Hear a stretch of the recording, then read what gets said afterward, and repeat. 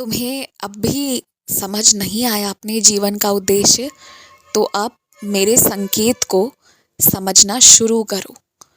तुम्हें दुख या पीड़ा इसलिए नहीं दी गई थी कि तुम टूट जाओ और खुद को ही खत्म करने का सोचो, बल्कि ये सब इसलिए किया गया था कि तुम ध्यान में लीन हो जाओ, कि तुम महादेव के करीब आ जाओ, कि तुम मेरे करीब आ जाओ। तुम्हें सच्चा सुख देना था, बस इसलिए क्षणिक कष्ट पहुंचे थे तुम्हें। पर जो सच्चा सुख तुम्हें प्राप्त हो रहा है ना, वो बहुत अनमोल है, सबको नहीं मिल पाता। तुम जहां भी सफर करो, जहां भी जाओ, मन ही मन नाम जपते हुए चलो। उसकी जो खुशी है, उसकी जो ऊर्जा है ना, उसका जिक्र तुम भी शब्दों में नहीं कर पाओगे। बस वो एहसास की, अनुभूति मात्र की बात है, समझो उसे। मुझे पता है तुम्हें कहीं और जाना था, पर कहीं और जाना पड़ रहा है। तुमने मुझसे प्रार्थना किया था किसी और का मन बदलने का, पर तुम्हें ही अपना मन बदलना पड़ा, क्योंकि मुझे पता है तुम मुझसे मिलने के लिए थोड़ी सी सबूरी रख सकते हो। तुम मेरे दरबार के वो पक्के पुजारी हो, वो पक्के भक्त हो ना, जिसने दरबार में मेरे चरण को इतने जोर का पकड़ा हुआ है ना, कि यहाँ तक कि मुझे स्नान करवाने के लिए भी अगर तुम्हें 2 पल छोड़ने कहा जाए ना, तो भी तुम ना छोड़ो, ऐसे पकड़ कर बैठे हुए हो।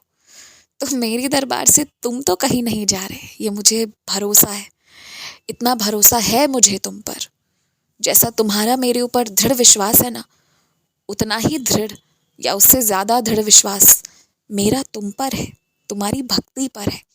लेकिन कुछ चंचल बच्चे हैं जो मेरी और मेरे साथ साथ देवी देवताओं की परीक्षा लेते हैं कि वो सुन रहे हैं या नहीं। लेकिन उनकी चंचलता का कारण उनकी पुरानी आप बीती, पुराने दुख हैं। इसलिए मैं तुम्हें ठहरवा कर उनकी ही जिद पूरी कर रहा हूँ। उनकी जिद पूरी नहीं होगी ना, तो वो टूट जाएंगे, क्योंकि उन्हें ऐसा लगता है कि उनके रिश्ते में अब कोई बचा ही नहीं है जो उनका साथ दे।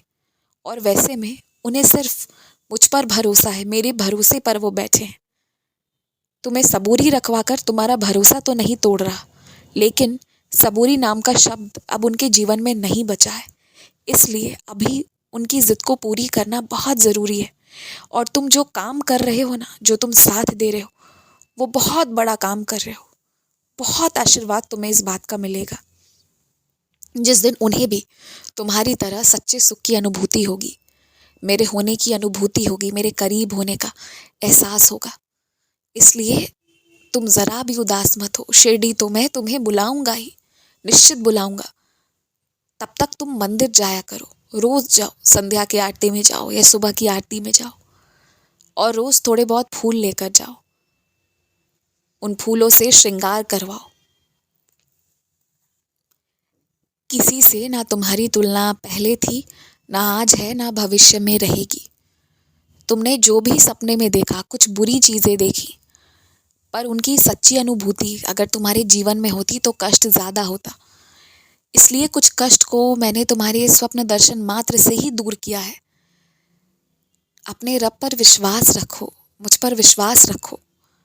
कुछ भी ऐसा वैसा घटित नहीं होगा। जो होना था, जो कष्ट थी, जो पीड़ा आई थी ना, वो महज तुम्हारे स्वप्न दर्शन के माध्यम से ही बाहर निकल गई। जो भी क्रोध था वो वैसे ही निकल गया।